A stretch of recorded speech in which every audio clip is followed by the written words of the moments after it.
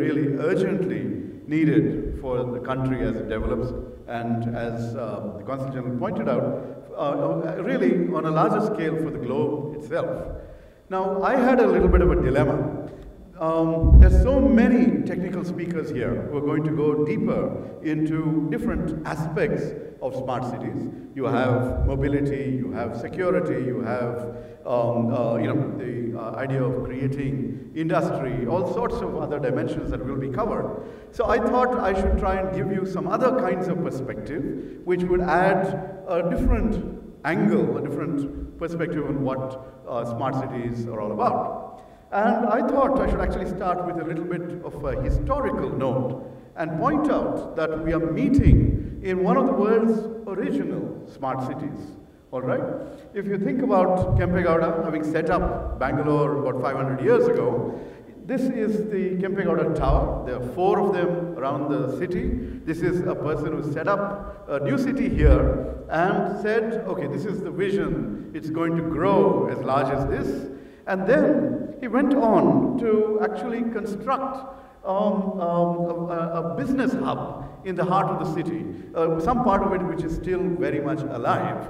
And so you can see some of the names there: Akkipete, Balepete, Uparpete, things like that, Chikpete. So these are actually parts of the old city which were focused on nurturing businesses, providing an environment for different kinds of people to come in and trade and create sort of economic activity that would make the city grow. And so you had Akkipete for the rice traders, Ragipete for the ragi traders, Balepete for the bangle traders, etc. So things of that sort. And Chikpete is very much a part of Bangalore city even today. That's a very vibrant economic hub. Now, further, he went on to think about how this is a relatively dry region of the country. How is he going to ensure that there's enough water and sustainability here? And so he created a large number of irrigation tanks which would serve as water supply sources, and these were very nicely designed such that when the rains came, one would fill up. As soon as that filled up, it would overflow, go through a canal to the next one in the chain, and ultimately to the rivers. So you were able to construct these rainwater harvesting structures and make a huge difference to the water availability in the neighborhood. So these are all, in my view, original examples of smartness. And these are, oops, what did I do? Okay. And he was apparently listening to his mother. You should always listen to your mother. And his mother told him, Keregalan kattu, maragalan nettu, which means, build lakes. Okay, build lakes and plant trees. All right. So that's a very, very impressive point. And to give you a sense of the advance in those days, does anyone know which temple this refers to? There are many there. No, it's not the Bull Temple actually. Not Alsur either. It's called the Gavi Gangadhareshwara Temple. This is close to Basavangudi. It's in a cave actually. And these, when you go there, we've not maintained them very well, but when you look at these structures, you wonder what they're all about. And it turns out that these structures ensure that light on Makara Sankranti Day, which is Makara Sankranti Day, January 14th, that the light from the sun will actually fall directly on the idol in the cave. These are all scientific advances that were there a long time ago. So I'm just giving you a sense that, as I think one of the professors spoke about, smart cities need smart people. We also had some very smart people out there, hundreds of years ago. And smartness and Bangalore go together.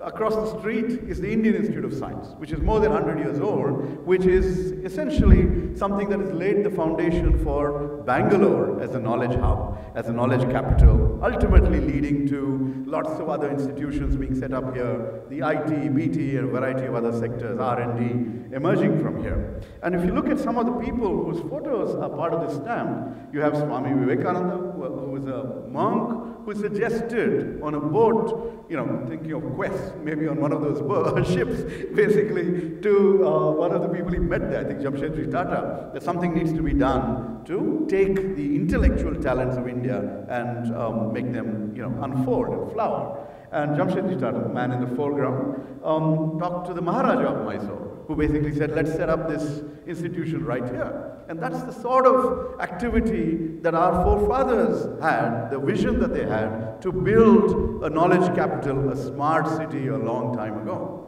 So that's all, that sounds excellent, right?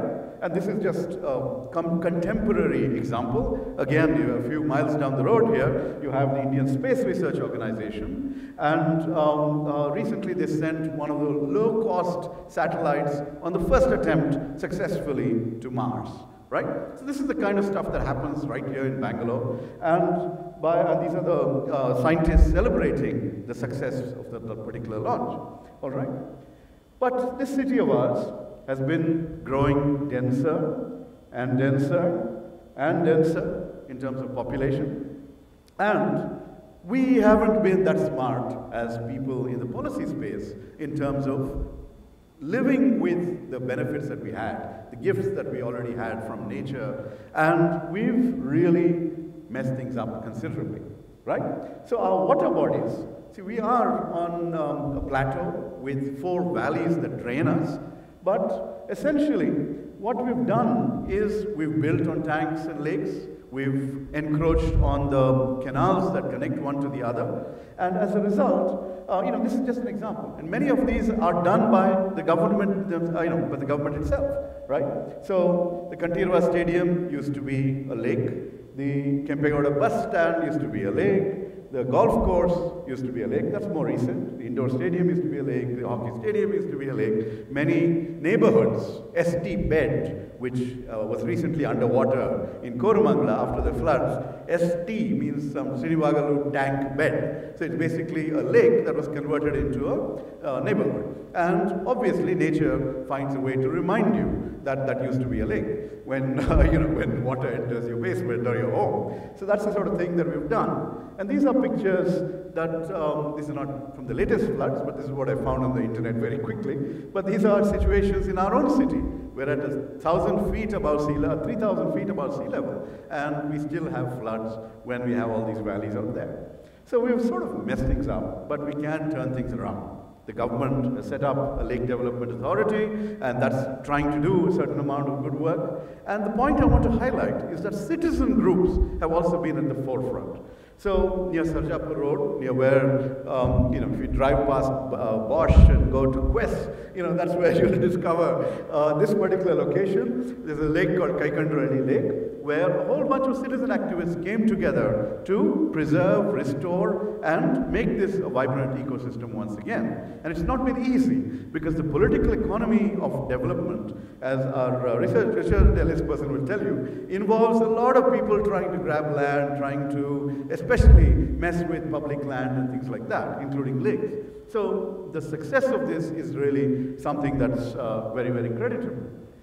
We also used to be known as the Garden City, but where it says keep the city clean, you can see that our idea of what is clean is something very, very different. And it's very unfortunate that we've ended up in these sorts of situations. That's one of the garbage heaps outside in a village, and the basic thing is something's wrong with the way we manage our waste. So while we're talking about smart cities, we can't even build ordinary footpaths or manage our garbage. So there's a little bit of ground reality that we need to pay attention to. And there are many things, of course, that we need to do as citizens. Our tendency has been, let's take the waste out of here and dump it somewhere else, in the neighborhood, in the villages around. And that is being objected to. But there's so much more that we need to do as individuals. Segregate, put things in the biodegradable bags that Jose was suggesting for us, and hopefully we'll look after our cows better. It's very much, not my political parties, but certainly the national government's agenda to look after cows, and it's a shame that they're out there, eating garbage on the streets, plastic and other things. Anyway, there's a lot of stuff that we can do. But Bangalore, again, from the point of view of citizen action, we have a group of people called the Ugly Indian. And this group are an anonymous group who basically go out there and fix the city. Okay, so if they see a garbage dump like this, all right, and they'll say, okay, this is a black spot, meaning a perennial, a perennial garbage dump, and they say, okay, let's take a bunch of citizens and fix this. And so they, that was at 8 a.m. one morning. By 11 a.m., that's what the area looked like, right? And my NGO, Resurgent India, which is also partnering here, our youngsters occasionally have partnered with Ugly Indian, done amazing work as well. If we don't do this, if we don't fix our transportation, I'm happy to say that I was able to come by metro, and I'll go back by metro as well, because the station is walking distance from this location and within 5 minutes from my home. So it was very easy to be here right on time. If we don't fix this, we may end up like that, all right? So do we want to become like this? Well, think before you answer. There's something in that picture that's still worthwhile, actually. Okay, so it's a trick question. So we don't want to live with pollution. We don't want to live with having to wear masks everywhere, right? But there were bicycles in there. I used to ride bicycles around the city when I was a kid. I wouldn't let my kids out on the street on a bicycle today, right? Because it's dangerous, there's no path, nothing of that sort, right? But as the city grows, we can still fix this and find ways to make the design of the city, the locations of work and residences, much more denser, much more closer to one another, create pathways for bicycles and non-motorized transport. All this is stuff that's not rocket science, but somehow we just tend to move right on. And it looks like George Clooney in the city, but anyway, so let's just continue. So the other issue is, what's the scale of the problem that we're looking at? We're talking about big cities here, and the big cities we think that's what defines urban. We all grew up, at least some of us, with Mahatma Gandhi's viewpoint that the soul of India lives in her villages, right? The soul, absolutely, but the people have increasingly moved to the cities. And that's something that's happening not just in the mega cities that we are in, but also in the smaller towns. Every taluk or block headquarter, every district headquarter is growing, and I don't think we're paying enough attention to that growth and what kind of impact it's going to have. So the larger story really is about what we're talking about here, the 100 smart cities, bringing in private technology and players, that is going to be a drop in the bucket in terms of the larger Indian urbanization context. So I just will, so what is urbanization by the government's definition? Any place that has more than 5,000 people, or a population density of more than 400 per square kilometer, or at least 75% of the male workers are involved in non-agricultural pursuits. If you take the government's numbers, right, this is what the 2011 census says in terms of population, right? This is what the census says. But if you actually look at, go down deeper into population greater than 5,000, it's much, much more denser and urban than we really think. It's just that we've not captured that. Similarly, in terms of 75% of male workers in non-agricultural pursuit, so we are much, much more urban than we've even realized. We'll probably realize that at the next census. So we've got to think very, very proactively about all this. By 2030, apparently we'll have 68 cities with a population more than 1 million. That's quite a lot. And again, 70% of India's population will be in such cities. Again, 2030 is not far away. It's 10, 13 years. A couple more terms in the Rajya Sabha, and then we'll be at 2030. So the other thing is, urbanization is a very, very strong driver of economic growth, right? And what we've done with our inability to ensure, easy mobility by providing, adding a lot more stresses, adding a lot more impediments to activity, we've actually curbed our ability to grow even faster. All right, and this is a picture which says that today, if you look at some of these countries and their GDPs, by 2030, some of our cities will have the GDP of these countries, at least from the current point of view. So these are the sorts of possibilities that exist within the Indian context. And the real challenge, though, is that when we think about basic urban services, there's, we're already in a deficit if we see the kind of garbage, if we see a kind of challenges in terms of mobility.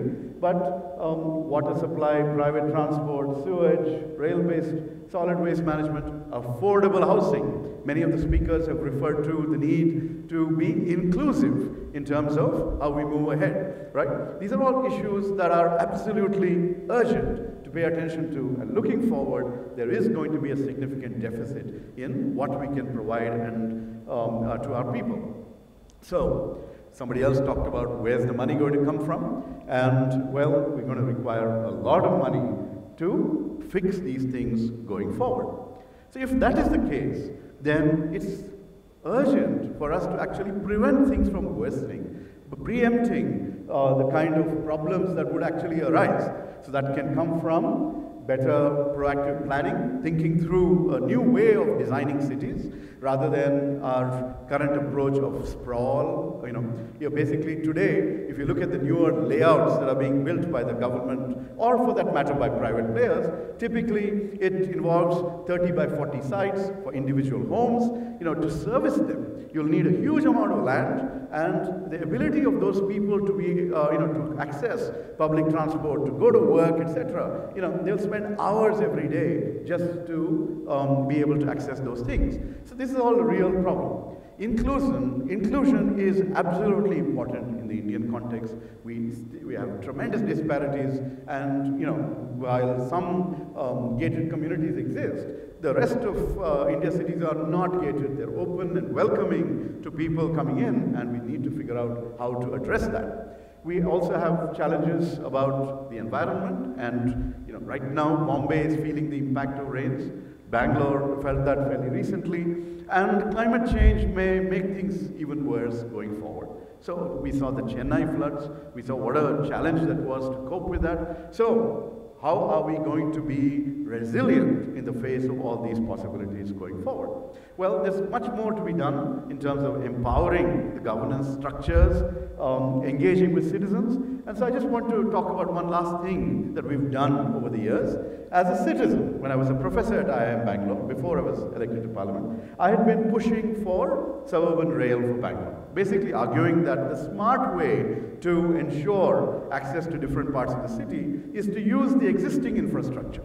Okay. Now, we've been working at this from 2008 or so. Mr. Anant Kumar, the chemicals minister, he also has been working at it for many years. But for all that effort, it's taken a long time to get the railways to agree to allow this infrastructure to be used for short-haul local movements, because in their mind, it's a loss-making proposition. For us, the notion that you can catch a train in Yeshwantpur and be in Whitefield in 20 minutes rather than in 2 hours by road, is just, it just seems like this is the most easy thing to do.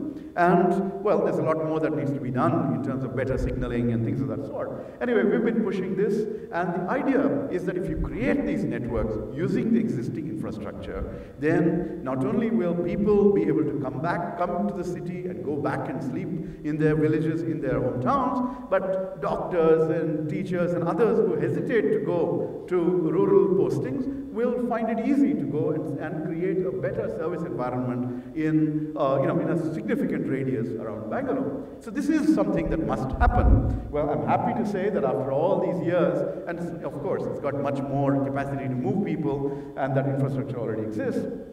Happy to say that on August 18th, a whole bunch of us from different political parties flagged off the first suburban rail service between Bayapnalli and Whitefield. All right? So we are on to something, and so we basically, it takes the policy world a lot of time to execute and move forward, but that's why we have conferences like this, that's why we have private players, international experiences, and policymakers, all of us coming together to help integrate and share ideas, work together in a cooperative, constructive way so that we'll avoid mistakes, be proactive in terms of creating the smart cities that we all deserve.